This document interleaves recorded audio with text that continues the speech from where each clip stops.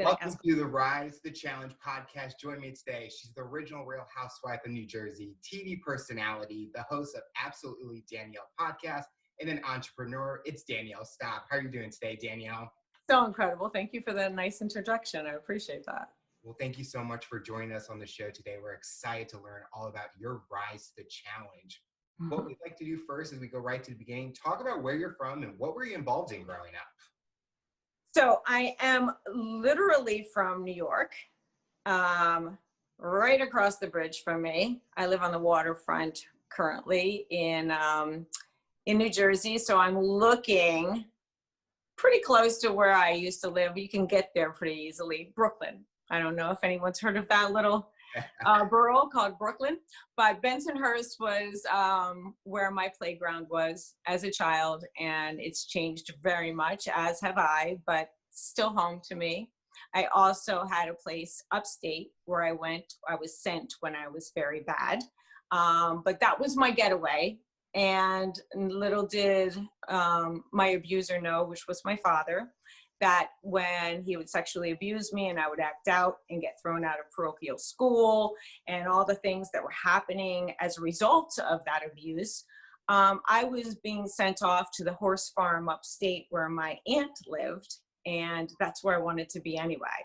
So to be honest with you, there's two sides of me. There's that country girl and there's that city girl, and you don't want to mess with either one because I'm pretty comfortable in what they say is you're comfortable in Rome, you're comfortable anywhere. Well, I'm in Rome all the time. So wherever I put my feet down is home to me.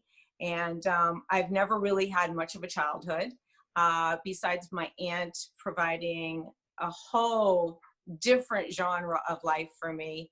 Early on, she saw that being adopted into this family where there was so much sadness surrounding me. My father and my mother that adopted me, they lost 5 sons to cystic fibrosis, one of which I knew, and I still remember. People say you can't remember up to a certain age. Well, I was not quite 2 years old when he passed away, but I remember him vividly, and I remember everything about his last day and his final hours with me.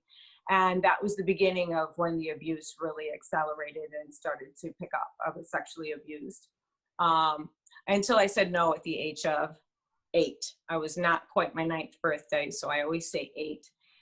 To have to be all grown up by that age I had challenges, but I didn't know any other life. I didn't know that there were kids having fun and, feeling safe at home.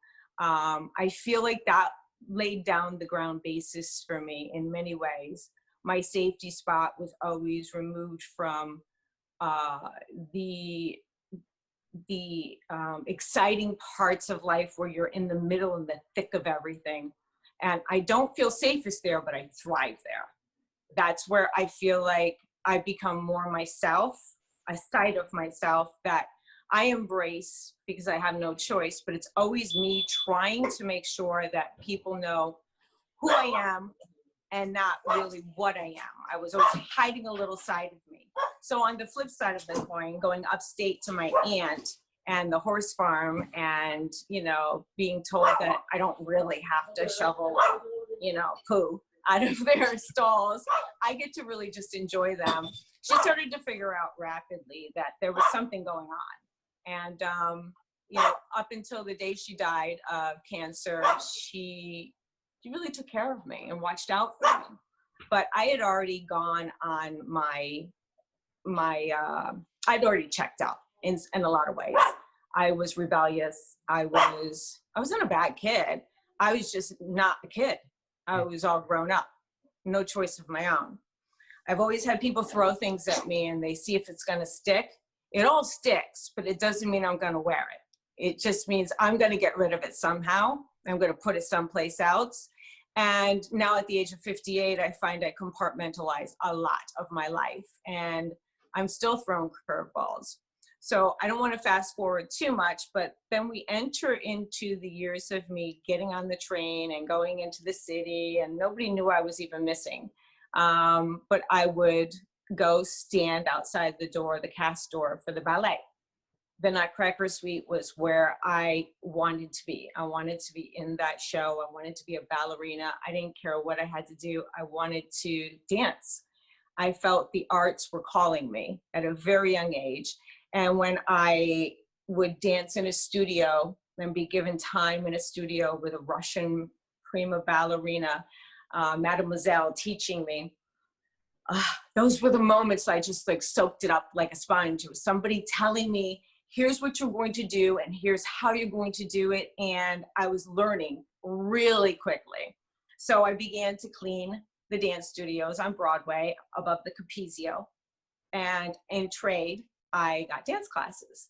And I never really had any kind of, you know, embarrassment about not being able to afford it like the rest of the girls. I didn't care. I didn't know what a nice environment, home environment felt like or looked like. I had no idea whatsoever. I didn't even know what love was at the time. And here I am, just a little girl. I was the age of 9 when I started doing the cleaning and taking care of the studios so that I could take dance classes.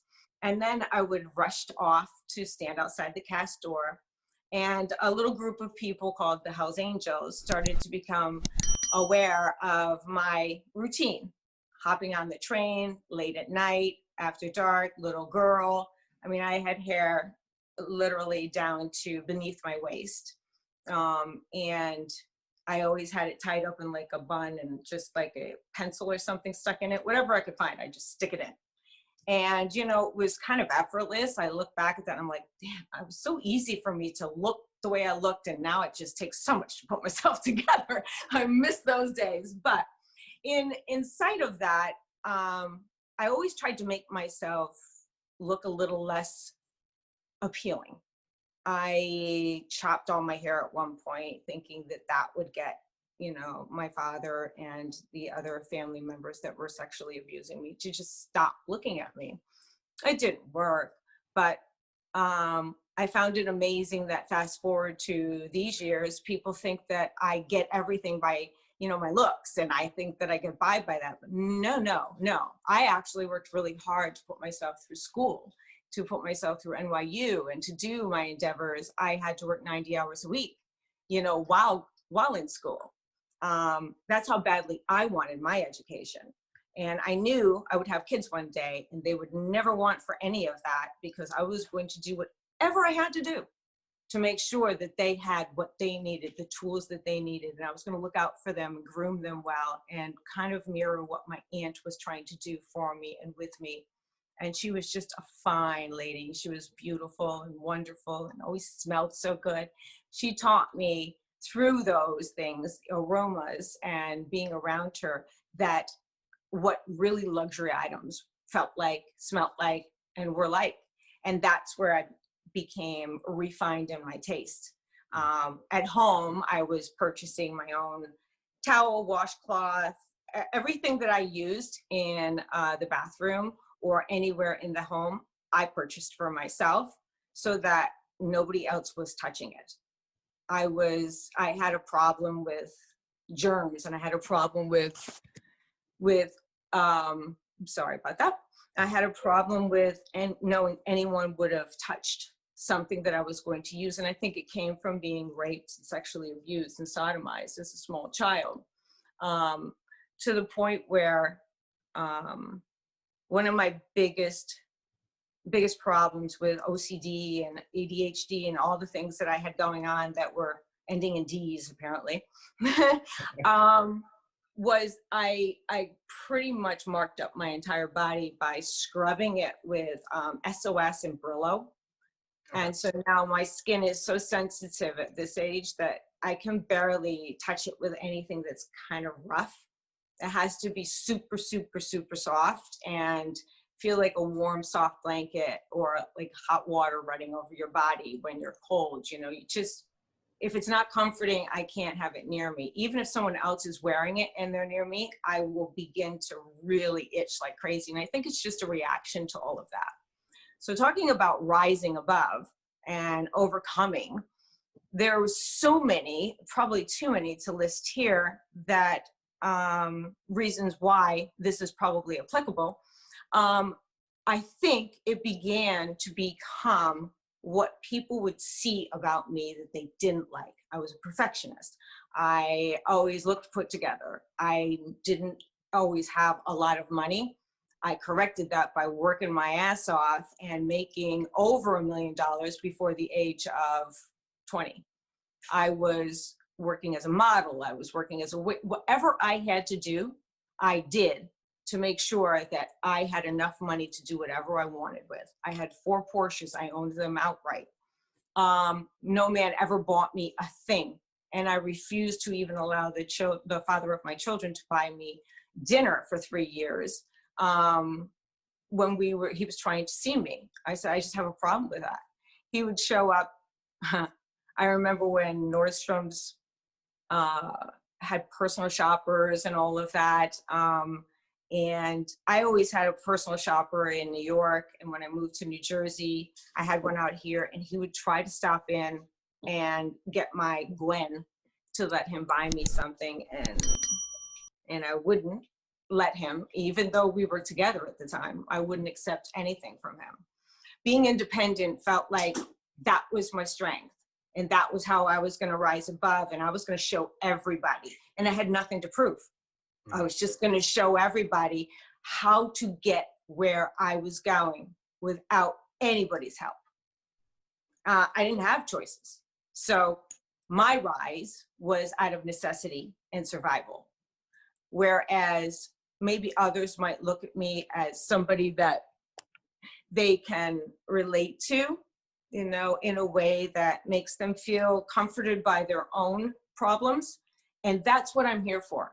I'm here to allow all of you, any of you, or none of you, whatever your needs are, look at me and use me as an example as to how to overcome or what not to do. I've let everything be displayed publicly. There's not one part of reality TV that wasn't real for me. Unfortunately, I was not cast with characters that kept it real until I removed myself from making a wall and a barrier for them to hide behind. It wasn't until then that, I don't know, 42 counts of fraud, you know, for Teresa and her husband. The people judging me the most were the people that fell the hardest. None of them had what they claimed to have, but they took everything from me that I literally had outright owned. My home, my belongings. I had to leave with my children. I had no idea where I was going to go and how to start over. They didn't have schools yet. I didn't register them. But when they came to my home and they made a mess of it by breaking in and wrote something on the walls, which will be in my book, 11. I will save some of that for the book. 11 for 11 seasons of the Housewives. So I was threatened for my children. I was scared for their lives. So I literally packed up. At the time I had a Range Rover to the top. The 3 dogs, the 3 of us, the 2 kids and me. And my kids were like, "Where are we going?" I said, "Well, I don't really know yet, you know, but we landed on the waterfront, which is where I'm at now. And we lived here for 10 years, but we started out on mattresses, air mattresses, just the 3 of us. And before long, everything started to fall into place. I had never started over with 2 kids in tow, but I was always starting over in my life because I was meeting people that would chase me out of what I considered my life, from one abusive relationship to another. And then, you know, fast forward to the Housewives. I had no idea a woman would act like that towards another woman trying to tell her story. Yeah. And not dignifying a mother and not dignifying me as a person. I owned my own home. None of them did. But I abandoned my home and lost everything as a result of them. They took from me what didn't belong to them. And in time, everything will be taken from them as well. Not because I want them, not because I said so, but because that's just the way karma works. You can't keep taking from a mother who's raised her 2 daughters alone without any help financially, mentally, or physically, or emotionally.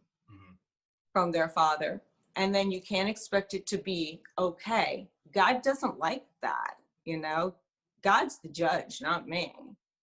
But I'm going to say right now, I've been around long enough to see what happens to people when they do mean things to me. Eventually, might take 10 minutes, 10 years, 10, I don't know, 20 years, but it's going to come back and bite them right in the ass, because karma does not miss you when it comes calling. It knows your name. It knows where to find you. So my struggles are real. I keep it real, and I keep overcoming and bouncing back. But now, one of the biggest struggles of my life, excuse me one moment, I need to get rid of my water. I can see it, but I can't quite call it to me. Okay. And I'm on this huge chaise lounge, which is not giving me the ability to be agile. So hold on. There we go. I didn't lie. Here. So recently, I had to, this is another thing that will be in my podcast and also in my book, which I'm doing an audio version of as well. So I'm working with Ryan on this. My ex-husband just took everything from me, came on my platform, did what he wanted to do with it, got his little bit of fame, and kept wanting more. So when he saw the reaction he got from the press by calling them with some garbage about me, he sided with my nemesis. That's what husbands do, right? They go for the girlfriends that are attacking their wife. Yeah, that's mature for a 70-year-old man. And then literally, quite literally, he decided that wasn't enough. He'd see what would happen if he just sold the house up from underneath me. My equity, my investment, and my deposit and all, gone. Sold it from me. What am I going to do? I'm going to go into the press, or am I just going to try to get my kid and I a home? We left that house, which cost me hundreds of thousands of dollars that I lost. All of my furniture he stole. And I had to start over again.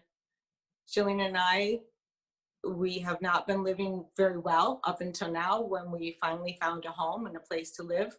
But I mean, living in Airbnbs is not exactly ideal, especially for someone with my struggle, which is my biggest challenge. Going through this when you're younger is really not a big problem. Going through this when you have 2 kids and you're 58 years old and you're a public image, I'm not afraid, I'm not ashamed. I'm just saying, oh, my phone doesn't stop, I'm sorry. I'm just saying that somewhere in here, it has to make sense that if I'm talking about having rheumatoid arthritis, that I actually have rheumatoid arthritis. And for anyone who knows that kind of pain, it's every joint, it's every part of your body, and it's all the time. It's not a break from pain, ever. If I get a little relief, it's not like, it's like, oh, what can I do now with this energy? And then I'm going to be in pain again. So my pain level is always at a 10. If it's a 9.5, I consider it a gift for the day. Getting up, going to sleep, all very difficult for me. And I'm alone. Without the help of my daughter, Jillian, being with me, it would be impossible for me to be sitting here with you.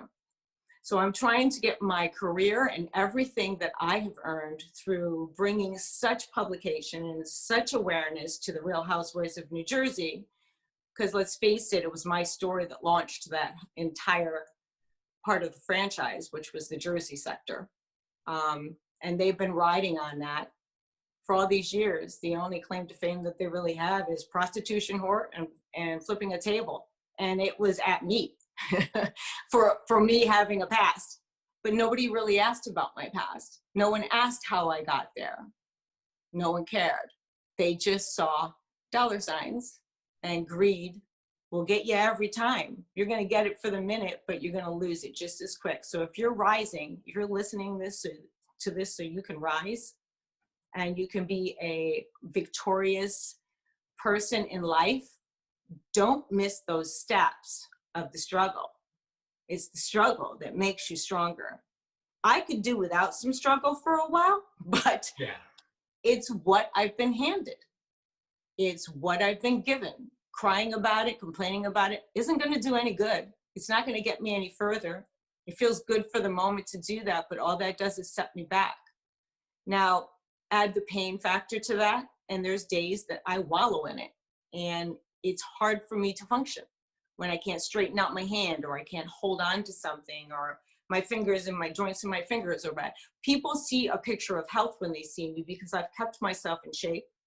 I've always worked out, and I've always had the ability to have a genetically formed, I guess, good physique, good skin, no plastic, just, Botox, and I haven't had Botox in a year and a half. So this is me. This is really me. I have to say, if it weren't for the struggles, I really wouldn't know how to be me. But I know it now. And I think that if you're leaning into your lives and you're going through something right now, the thing that I'm going to tell you next is the lessons we learn. If you keep repeating the same behavior, you're going to keep learning the same lesson until you've actually stopped repeating the behavior leading up to the lesson. So don't repeat yourself, make them lessons instead of mistakes, because there's no one that can judge you. If you do keep doing that, you can come talk to me about it anytime, because it might take me 3 or 4 times to learn it. Instead of it being a mistake, it's just turns into the same lesson I'm learning over and over again. But nobody can tell me anything until they've gone through what I've gone through. So the Caroline Manzos of the world, they can kiss my beautiful white ass, because I'm never going to listen to advice from somebody with a clown haircut and somebody that actually feels a little more like a dictator than not. Don't let people get in your way. Don't let people get in your head, because once they get in your head, they've affected you in a not so productive way. We have to be productive in life, and we have to be able to move forward, and you have to know what that looks like. And unfortunately, you have to go it alone. There's not a lot of people that can help you, because you're going to be frustrated trying to explain what it is you're feeling. So all those feelings and all those thoughts, I've had them. I have them. I still have them to this day, but I don't let them rule me. Letting them rule you is an entirely different animal altogether, because you can become all consumed by it. So I think what I've learned about my rise and my fall and my rise is especially this public persona part of it, which has been going on since, it's over 10 years now. I think it's pretty empowering, because I have that platform I can speak from to help other people. You don't see me doing influencers for random brands like everybody else is. I just don't do it. So there is a limit to what I will do for money. Unfortunately, they got that part wrong about me, because they're more like the prostitutes, and I'm not. I won't sell somebody out, because I know people will follow your lead, and they'll say, oh, you're using that for your diet? Oh, you're drinking this? You're eating a lollipop instead? They're not doing it, people. They're really not doing it. They're being paid a lot of money to say that they do. And trust me, they're not. And I just don't want to fool people that way. I could be doing very well on influencer money, but it's not what I use. It's not what I believe in. And so why would I advertise for that and fool the people that are believing in me? We have an example to set for people out there. I want to use my platform for that. And I'm here for anything that you would need to help other people come to the water and drink the water and then believe in themselves, because we were all given the gift of being strong enough to handle whatever we're given, because none of us are handed any more than we can. It may not seem that way all the time. Even I'm guilty of that. I have pity parties on myself too, but I don't lose myself in them. The trick is just don't lose yourself. Find your way out. There's a light at the end of every tunnel.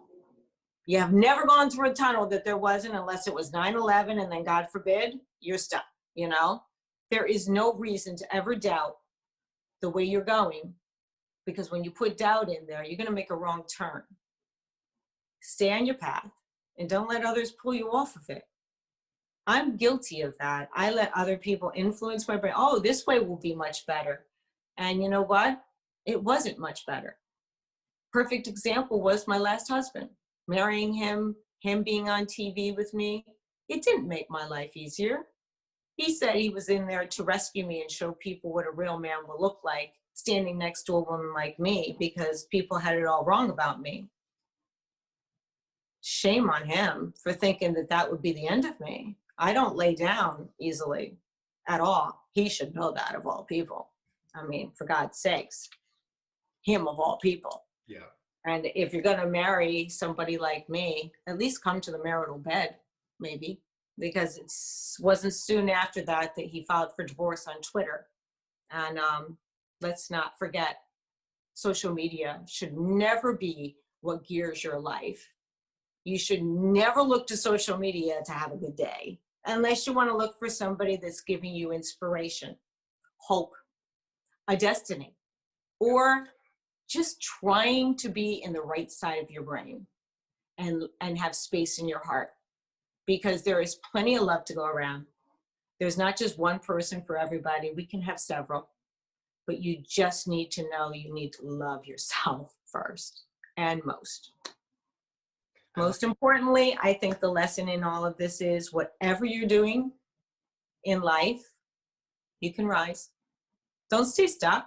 It's not good enough. Look at me, I'm living out back on the waterfront again. I have a beautiful place. Gorgeous, gorgeous place. And I'm doing a show that I'm going to be putting up for everybody to see. And I'm doing it myself. I mean, I do have, sponsors and all of that, but I get to stay home because I'm a high-risk candidate. Where am I going anyway? I get to do this from my home. This is my workplace now. And how comfortable is that? I'm going to have everything that I thought I could have because I believed. Not because I'm begging people and not because I'm asking for something. I have a hard time asking people for anything. I'm the doer. I'm the giver. And I'll keep being that way because that's true to me. But I now know that there's people out there willing to take. You should know it too. They're going to take and they're going to leave you with nothing. You just got to learn who the right ones are, because you could be left really devastated otherwise. So any problems in life, look up. He's right there all the time. If you don't believe in him, believe in a higher power. I'm spiritual, so I can meditate and find myself right there. Or put on David G. David G is a great meditation. He'll bring you right back home. Trust me, every time. I'm a big believer in centering yourself and finding your balance within yourself. And don't let yourself be too influenced by the outside. It'll all come around. I'm going to be happier than ever, and I hope that all of you find your happiness too. I think a big thing you mentioned earlier was we all go through those challenges and we kind of learn from the mistakes we've made. And I think that's something that I've learned about myself over time is the mistakes I've made, I grow from those opportunities. And something you showed or told us is the independence you work, or how you worked for everything. And I think that's what people probably didn't know. And I think it's great that you're able to be open about it. And it shows that you worked hard to get to where you are today. Yeah. And I had the other housewives take my career away from me quite intentionally. Yeah. Because they made it impossible for me to stay. And I was the only thing anyone was talking about, which left them talking about themselves. And we can see where that tanked the show. Just keep holding on to what it is that you believe in. If I had to do that again, I would have said, all of you can go. But then again, there was Andy Cohen too, so whatever. What were your expectations before you got onto the show? What were you hoping to get out of that experience? Well, here's another little tidbit about me. I worked on television and theater since the age of 9. Mm-hmm. I did get on in the Nutcracker Suite. It was the Sugar Plum Fairy. It was just a little role, but the Hells Angels made sure that they put their foot in the door and stopped it until somebody came out to talk to me, and they took me in and they did put me in the show. That was the beginning. That's where I got the itch I've done theater, I've done primetime, daytime drama, and now reality TV, kind of. So I have been around for a very long time. I also modeled internationally with Ford Agency. Just for a few companies as a leg model like La Perla, Wolford, just to mention a few. But to my credit, being on All My Children didn't make me famous. I mean, I wasn't looking to be famous. I was looking to have a platform big enough to help others. I was always trying to help others and giving back. When I was at the top of my game, living at the top of the hill, with a wonderful husband and 2 children, I was forming these charity events to give away. I'd go to Toys R Us, buy 100 bikes, pay them to put all those 100 bikes together, buy all the equipment to go with them, unisex equipment. Had the archdiocese from finding the children from the inner city and their parents to bring them to my parish, where my priest set up all the police officers from town to help teach these children safety rules and precautions, how to ride their bikes. This is what I thrived at. This is what I love doing. This is the stuff that didn't get talked about. It's boring to most people. But to me, that made my world complete. Having hugs from complete strangers for making their children happy when they couldn't afford to do so. I don't ask for any credit for that. I got all the credit I needed. But it would have been nice to have been acknowledged for a lot of the good that I've done, because they were all well aware of it, being as we all lived in Passaic and Bergen County. We were neighbors with each other. There was no way they couldn't have known, because they tried to cater my parties. And I would throw parties and I would give donations. I mean, my daughter's Sweet 16 was the first televised Sweet 16, and it was for charity. It was the first reality TV televised, for the Housewives, for the franchise. Let me start that over again. It was the first franchise Sweet 16 done for charity by Bravo. And she donated everything to cystic fibrosis, which is what my brothers died from. All of my brothers. And I believe truly to this day, everyone has a charitable bone in them and an itch to do it. And you don't think that you can help when you don't have a lot. A little helps too. Because when you save one person, you've now started to you've saved many. That one tells one other person, tells another person, it spills. Let that cup runneth over. Just let it pour, because there's a lot of people that are very hungry and very thirsty and very much in need. So don't think that your $1 isn't going to help, or your $10, or you're just volunteering. I had my kids at soup kitchens. I didn't get advertising on that. I didn't ask them to bring cameras blazing. I could have. I didn't. I did it because I loved it. I loved being up close and personal with people that were in need to feel normal, because I knew they came from something, somewhere. I knew they belonged to somebody. They had a mother, father, sister, brother, somebody that loved them once. There's nothing wrong with being a person that loves so much that they sacrifice themselves. And I'm not saying I'm all that, but I kind of am that person. I have upwards of 20, 30 kids over that grew up with my kids. And they'll come over and they'll eat for pasta Sundays. That's my biggest joy, is to feed people. Mm-hmm. So now we have like groups of 10 come in, but these are all the kids that rallied and came and moved me when I was completely broken down and didn't have any clue what to do. All the kids that call me mom and their families came to help.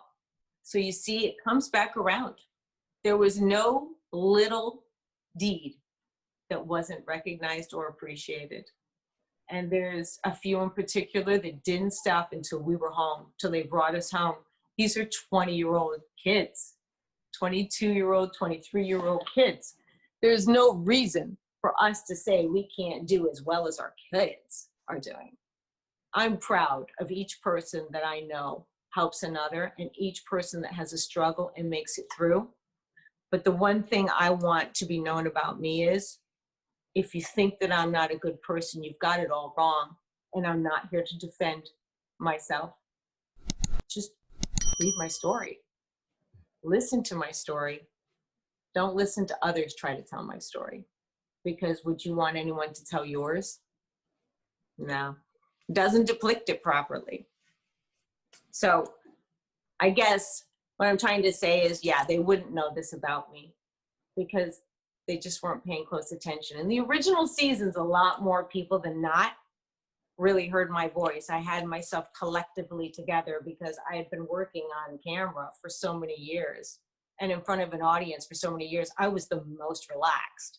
And I think it really pissed people off.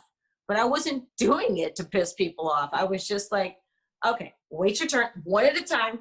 That's a fucking enough. All these sayings came from me just being attacked constantly and not understanding why my beautiful life pissed them off so much. Let people be pissed about your beautiful life. Go ahead. Let them be jealous. Don't you dare let them make you small. Don't let anyone make you small. Ever. You're enough, just like you are. So something great that we got to see while you were on the show is the rise of your kids and the bond that you guys all had. What was a favorite moment that you had with your children on the show? And was it hard bringing them in that atmosphere, or was it more about being able to just enjoy the experience with them as you could?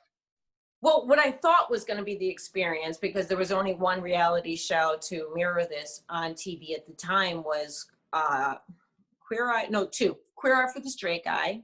Still love that cast. Very close friends with Carson. And The Survivor. And I thought, well, I'm kind of both because I am bisexual, so I'm part of that community. And so I have a good eye for fashion and all these other things. But The Survivor was kind of like, yeah, I could live on rice and water. I was on daytime television. Yeah.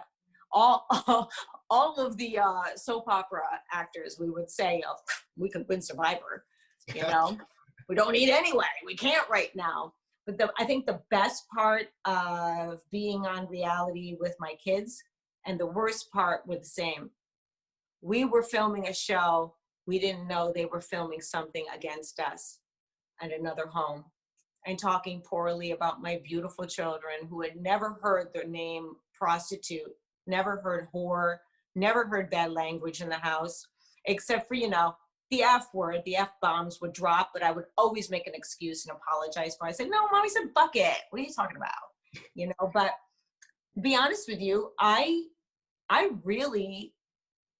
private schooled my daughters, and I had 8 activities for them after school. I kept them so busy and so knowledgeable and well-cultured that I knew they would never judge anybody. I could give them everything and they could have it all, but they weren't going to judge people because I'm their mom. I'm here to make sure that they know there's a line. And if you see somebody sitting alone and you're enjoying yourself, that person's miserable. Take a moment and go offer them a smile or a hello. Don't let anybody be lonely or alone, because you wouldn't want to feel that way. I taught my children well. I can't say the same for most of the people that I met in the Jersey's franchise, but I can say all of my neighbors were the same as me. None of my neighbors can say a bad thing about me, and they wouldn't. They love me to this day. We still talk to this day. Amazingly enough, the only people I don't get along with in the state of New Jersey or any state anywhere are those women from the original seasons. And now, of course, the few that tried to make their name off of standing on top of me, But those latecomers, when they're off the show, who's going to remember them? Nobody. They can keep trying all they want, but if they left my name out of their mouths, that'd be much better, because they don't deserve to talk about someone like me. In the beginning, I know those ladies were feeling their way around. These women coming on the show these past few years, they know better. They're plotting. They're already plotting and setting the scene. At least the other ones were just ignorant and stupid all by themselves, I haven't seen much improvement either. I just feel like we're teaching our children through our behavior, and my behavior was not appalling. The things that were taken from me, that's appalling. taking something from my home, that little tape that they keep circulating, that was not meant for public consumption. That was for my boyfriend. Me making fun of something that ultimately turned out making me look like I was doing something else for a living. And that's because that's the idea they put in everyone's head while they got paid for something they stole from my home. So shame on them. And they still have to get their karma for that. All of them. I'll just sit back and watch. All I can say about anybody that doesn't know me, just get to know me. I'm not judging you for not knowing me. So don't judge me because you think you've heard something that might be true. Ask me. I'll tell you the truth. Or at the very least, I'll say it's none of your business, because we have a right to have boundaries. Even though I'm a public figure, it doesn't mean you could just take from me and suck it out of me. But I found my best use of this platform was doing charitable work and drawing attention to it, and also being able to help through my podcast. So many people going through so much. I was going through the darkest time of my life when I started the podcast. And it gave me a way to still communicate and stay connected with my fans. And I know a certain amount of them really need me to be, and I need them too. So all the exposure I've had in my life, fame wasn't going to change any of that. It was just going to give me the platform to answer the question that you asked. What did I expect from it? I expected it to just be a lot more fun than it was. I didn't expect it to be free fall on Danielle Staub because she was the single, woman trying to raise her kids and living a really beautiful life. I don't have regrets, though. I can only say, maybe one. I didn't need to go back. All that did was help Bravo and help the ladies make money. It didn't do anything for me at all. I already had what I needed after season 2 when I walked away from the show. And now this time I resigned indefinitely. I will never return. I will never film another moment with those animals unless they're in a cage, of course. I don't have a lot of love for them. I feel bad for them because it's all coming. And I said that before. I'll say it again. They keep wanting to make their mistakes instead of learning their lessons. This show, when it's done, no one's going to remember anything about them except for the criminal activity that will be announced after their fall. Me, they're going to remember my strength and rising and being the one that was attacked all the time and, the one that was actually right. I hear that a lot now. Oh my God, Danielle was actually right about this. Thanks, people. It's been a while. I hate to say I told you so, but it's better late than never. I'll take it. I love the love, and I love that people are coming around, and I don't spend a lot of time on social media. I do it as a business, and also I do DMs with people that I care about and that I've known for many, many years, just as fans, because they've become my friends. They've become a support system for me, not because I talk or air my ways with them. I learned so much from hearing from them and what it is that my life has done for them. That makes me feel full and happy. It gives me warm, fuzzy feelings when I get those beautiful messages. And I've cried at times. I've actually talked someone out of suicide in season 1. I stayed on the phone all the way through New Year's. The only thing I did is hand it to my assistant for a few minutes because I had a personal appearance, and Mama needed to grab the dough. And I grabbed the dough and I got right back on with her as I was walking out the back door and got into my SUV. I'm here. I'm here for a reason. So turn to me and I'll answer your questions. And even like that moment, even if it's not shared, it shows how much of a great person you are because you took that time out of your schedule to be there for that person. And it shows that your fans are going to be there for you through the thick and thin and be there no matter what, as everyone's there to support you. You wrote a book called The Naked Truth. Was that book written because of the allegations and all that stuff that was being said, and you were like, I need to share what really? No, I actually didn't even want to write a book. I was scouted down, hunted down by seven publishing houses. Wow. Yep. And I hired a literary agent and Maura Teitelbaum with Abrams. And I said, what now? She goes, I got this. Smart woman. Oh my God, so smart. Taught me everything about the synopsises, writing all the things that I had to write, hiring the right ghostwriter or making them, co-writer or co-author. During season 2, I wrote this book, recording it, much the way I'm recording my books now, recording it, and Stephen Preget was my co-author, and he would do the writing, but I was filming 16 hours a day in season 2. So I would break for a minute for touch-ups, or I would break to go to a different scene. He was with me with a microphone the whole time, riding in the car, hiding on the floor of the car so I could film, like, hold on a second. Yeah, that's what you're going to say? Okay, bye. And then back to this, and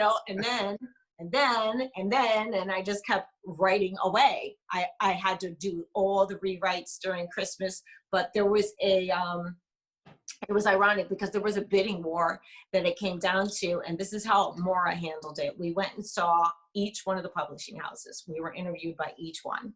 And I was invited in. They treated me like gold, like we were on a first date or something. They were giving me gifts upon gifts upon gifts. And I still have a great relationship with St. Martin's Press. The Elizabeth Bear is the editor-in-chief, and also Stephen Cohen. He's the head of children's books department, and I text them often and see what's new, what do we got going on, because I would collect books for book drives for the schools, for the underprivileged and the inner city kids, and I would take massive boxes of books and deliver them to wherever they needed to be delivered to. All cleaned, all signed, everything was taken care of for them so they could just use them for the kids. I wanted kids to be able to read. I wanted that for people. I wanted a higher education and a higher awareness. I was doing this in my, little bit of free time that I didn't have, but that's what made me feel good. That's what made my heart happy. So I took the time to do it because it was benefiting me and my heart. It's my life's work. It's what I'm supposed to do. It's a calling. So when I stop for a minute and I think about how lucky I am to have had Maura, because I had no idea I was going to be writing a book. She goes, this is what's going to happen. I'm calling them today. It's Tuesday. What was it, Tuesday? It was Tuesday. She goes, I'm going to let them know. If they haven't seen you already, it's too late. And the bidding will start Thursday at 9 a.m. and it will close at 5 p.m. and the highest bid wins. So Simon & Schuster is the biggest publishing house in the world. And of course they won. And they gave a lot of money up front. And I split it up with my co-author and Maura, of course. And off we went to the races and we wrote the book in 7 months. Wow, is that usually a long time, or that sounds quick to write a book? 18 months to write a memoir. And it's the first memoir, the first book to ever be offered and scouted out of the Housewife franchise. And it was the very first memoir out of the franchise as well. What kind of response did you get from the book when people were actually reading it? Oh my God, it was an easy read. Thank you so much for writing this. And mind you, I had to edit it a lot and remove a lot of stuff for legal purposes. But that's what now is for. I get to write the full length version of everything and not be watched over so heavily. There's a lot more freedom of speech now. I don't have to be as cautious, but I'm still cautious. I have a precautionary tale to tell, and it's gonna mess some people's lives up. But I've been carrying it. It's theirs load to carry. It's theirs now. I'm not doing anything to intentionally hurt anybody, and I'm tired of hiding so other people don't get hurt. You hurt me and I carry it for a while. Eventually it's going to come out somewhere. And it's not me being malicious. It's just me giving back to you what you gave to me. I'm giving it back. That's all. And so I think the outcome was brilliant, actually. It didn't do as well as it could have done because Andy Cohen, of course, supported Teresa's cookbook, which I was on the cover, Putanesca, for puta, for prostitute. They just played off that and the table flip. She still plays off that to this day. I just don't know why anyone would think that they need to read any book written by somebody that's, committed so many crimes against all of us. We're paying for those crimes. I certainly lost my home. Why didn't she? You steal all that money, you would think. No, Bravo just saw it as an opportunity to pay her a little more. Because without me, what were they going to do? Were the people going to watch the ham game? People throwing meat against the wall? I mean, there's hungry people out there.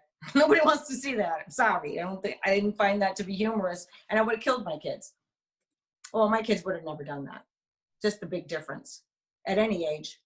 I think we all find humor and comfort in our own way. And it doesn't mean it necessarily has a picture that's perfect, but I frame mine in my comfort zone of I've done good. At the end of the day, I can put my head on the pillow and I can go to sleep. I haven't hurt anybody and I haven't intentionally caused harm. I can go to sleep at night. And I've tried my best to help another person, at least another person, if not multiple people.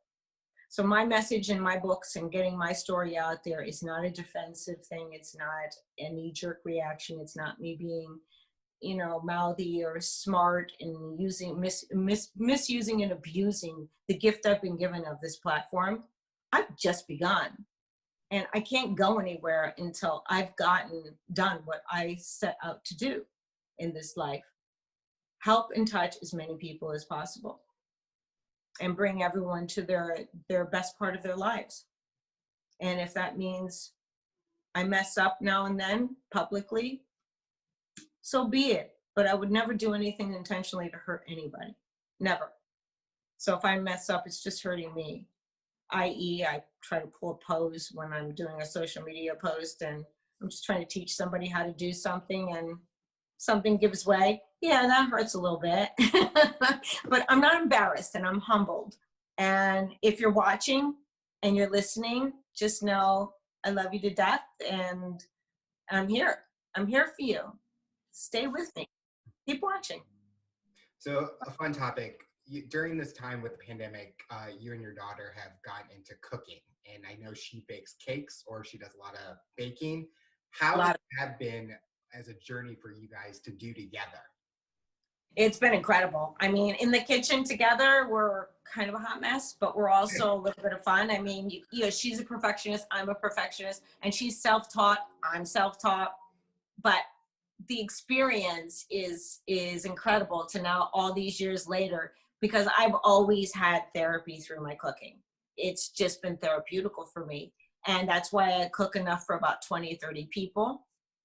I just can't cook small portions. I was meant to be, I think I was just meant to have a lot more kids, maybe, I don't know. But I love entertaining. I've always loved entertaining. And I love cooking for people, and I love to see the reaction of people's faces when they know that that is gluten and dairy free, what you just ate. I had to reinvent cooking because my daughters and I developed an allergy to dairy. I have many other food allergies, but my oldest daughter, Christine, has celiac. And celiac is very dangerous. You can't have gluten in anything. So it can't touch anything. It's contaminating. And it's so toxic. It could cause death. To somebody that has a combination of other things going on in combination with gluten allergies. An allergy is not a choice. It's dangerous. Like I can't have dairy. It's dangerous for me. I'll be violently ill for days, and then a week or two later, I'll start to feel more strength in myself, just from somebody not having the wherewithal to know what it is. Just know that it's a big deal. So learning how to recook everything that I had taught myself originally Now my food is just like so friggin' good. I would put my meatballs to the test up against anybody, anyone. And you know what? I'd even cook their recipe. I want to see if they could cook mine. Because a pinch of this and a pinch of that, you know? But there's a recipe book coming out if that's going to be your next question. And I want to do one with my daughter as well. That's going to be up to her and on her standards and in her time, because she just graduated from college. And I know this is a big passion for her. She would love to be doing it all day for everybody. So I guess we'll see what part of that journey is going to come to fruition and when, you know, but I am filming a cooking show personally myself right now. And I really want to put it out there. It's going to be me in the kitchen. That's all. And I'm going to get to cooking tonight when we're finished. And I'm going to be making some of my recipes, trying to get a jump on the holiday. So I have to start putting some posts up for everybody. Everyone wants my food. Everyone's asking me to cook my food. So I'm going to pull through. I'm going to bring it through for you. I think especially with a lot of people going through with allergies or like food allergies, that they're always finding what recipes can we have where it's our favorite, but we might have to take some changes. So especially with like your cooking show and maybe the possibility of a cookbook, I think it will be great to share with people because they can find the things that they enjoy, but the tiny tweaks that they have to make so everyone can enjoy it. Would you say meatballs is that signature dish, or do you have a signature dish? No, I'm all genres. If I smell it, I can cook it. I don't even need to taste it. I can, because I'm afraid to taste most foods because I don't know if it has anything I'm allergic to in it.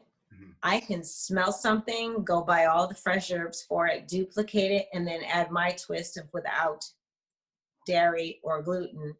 And it's just like, it's like butter, you know? There's no substitute for it.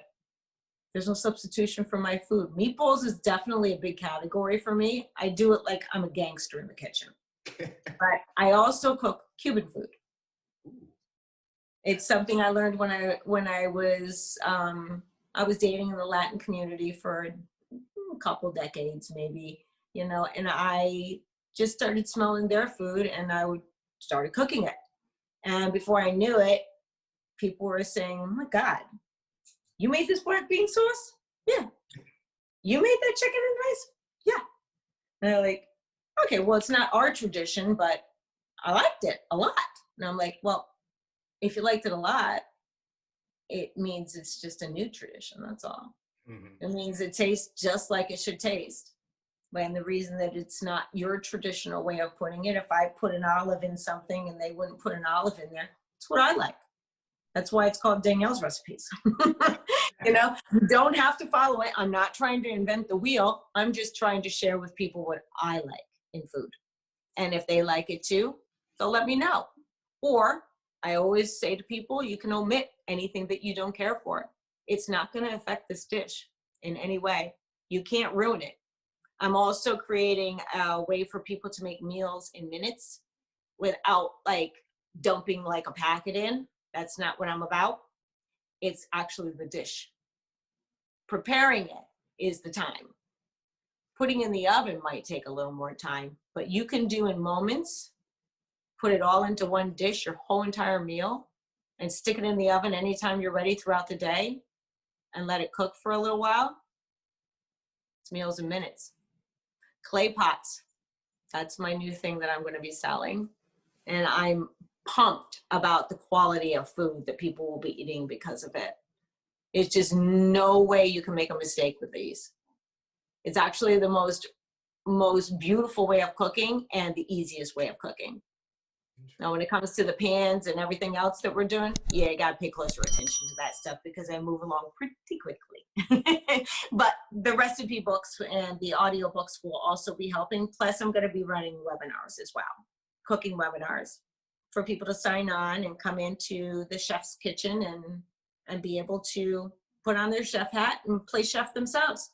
Listen, I'm self-proclaimed in all aspects of the meaning. But that doesn't mean I'm not a proclamation.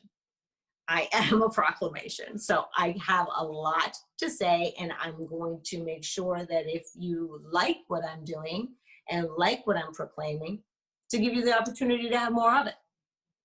But if you don't, it's okay. It's okay too. I'm not trying to change anybody. I'm not trying to, like I said, reinvent the wheel. But if I make a Latin dish and it's not quite as Latin as a Latin might think it should be, doesn't mean it's not right. I guarantee it's probably better, but you can be the taster of that. You know, everyone has their own taste. I haven't lost one person yet to my food. I actually keep gaining a lot of people, and I like that.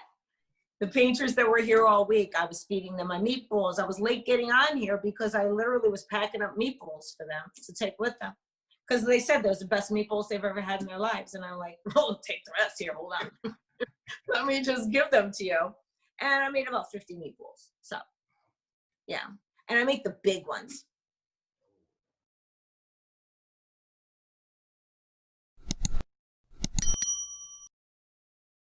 On your journey that you've gone through, what's the biggest thing that you've learned about yourself that you kind of want to show your friends and family that you've learned about yourself? The biggest thing I've learned about myself is that I can overcome a lot more than I thought I could. And I can stand alone even though I don't want to. It's difficult. And I should never say I can't, because I always do. You know, I want to give up sometimes. I am human. But I think that I've become a lot more limitless than I believed I could be in the beginning. So it has its benefits when you're standing alone against a pack of wolves. Mm-hmm. And I've kind of stood alone all these years, you know, with the exception of that fake defense mechanism that what's her name had for me in the season that just served her. You know, it wasn't really, you weren't being a friend to me. I know the difference between someone that's defending me as a friend and someone that's defending me because, you know, it's going to make them look good for the minute. Mm-hmm. But I know a lot more about people than I ever did. I know how to read people better. And I feel like we all benefit from these patterns that life throws at us if we allow it to benefit us. We can grow. So I've grown a lot from it. I used to think that I really needed a man just to lean on, to go to bed with at night and feel safe. I feel safe. I feel safe all on my own. I actually feel a lot safer without any of that.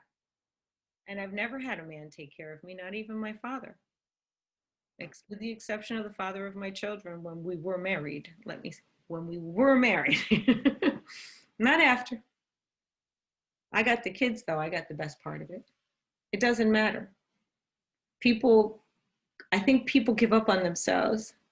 They see an idea and they think, well, I have to mirror that idea because that's what I'm supposed to be.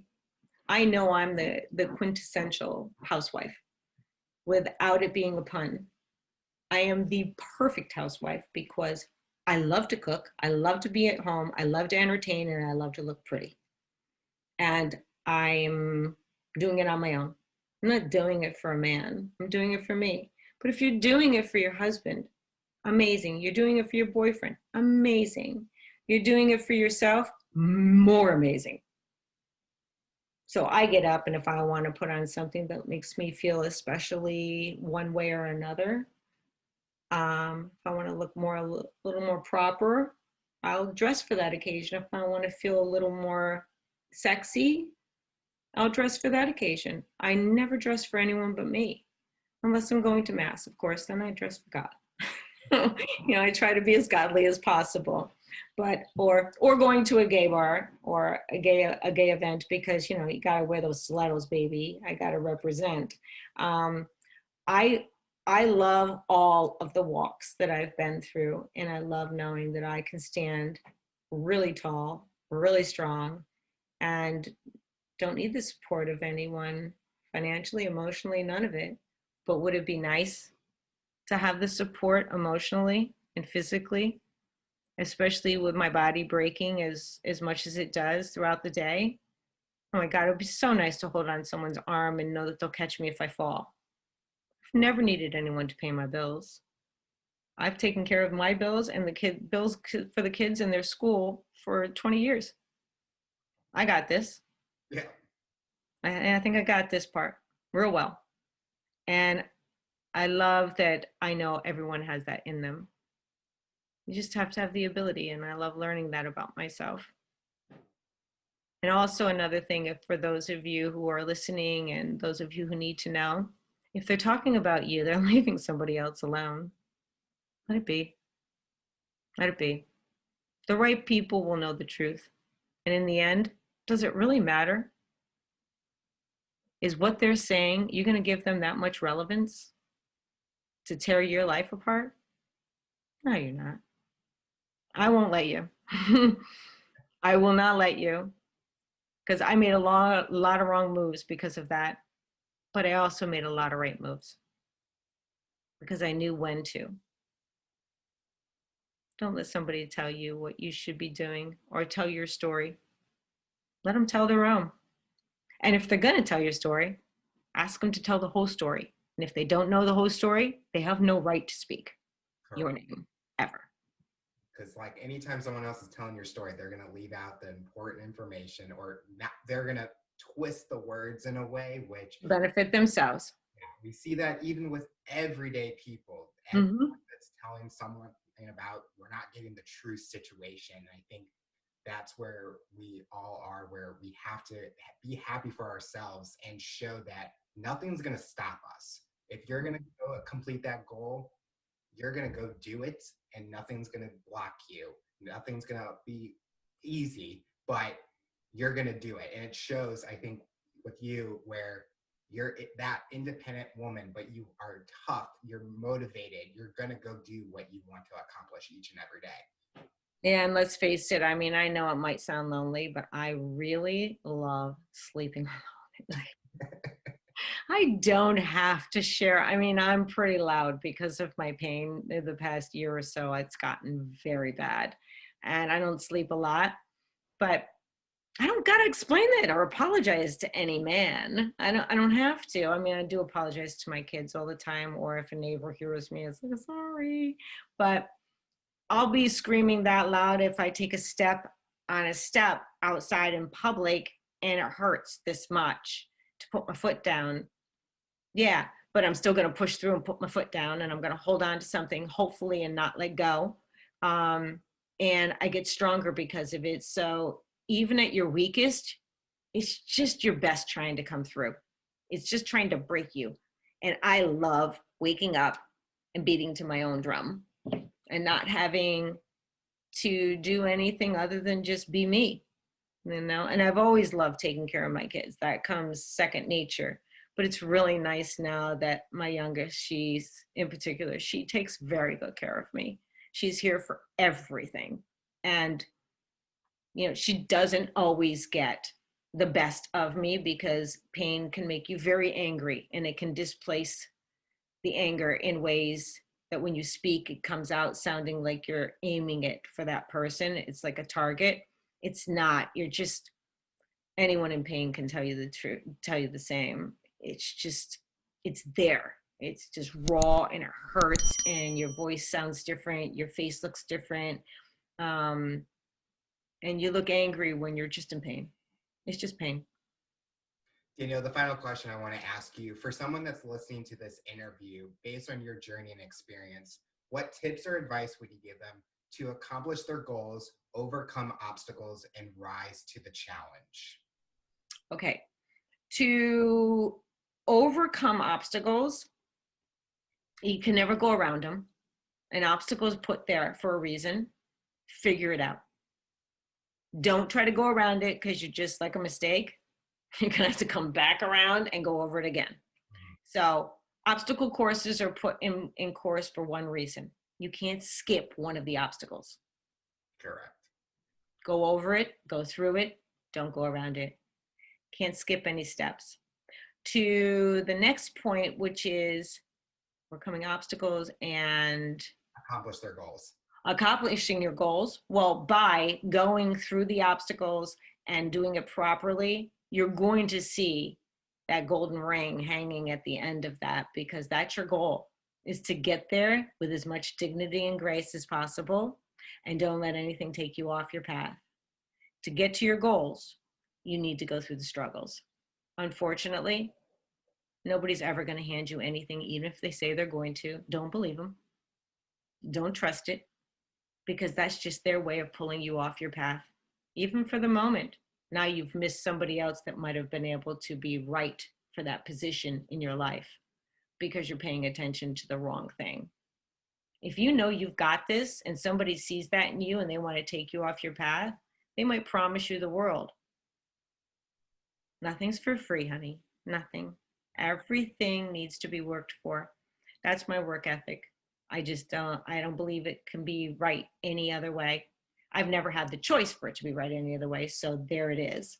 And then to rise above, always imply dignity and grace. I know I said that before, but if you are doing your very best to remain dignified and gracious and grateful as well, everything else will fall into place. You do not need to do anything other than just be. Just be. And that's how you'll rise. Well, Danielle, I want to thank you so much for coming on the show and talking about your Rise to the Challenge. You inspire so many people and you motivate so many that we're excited what the future looks like for you. I'm so happy. Thank you so much. Thank you for having me.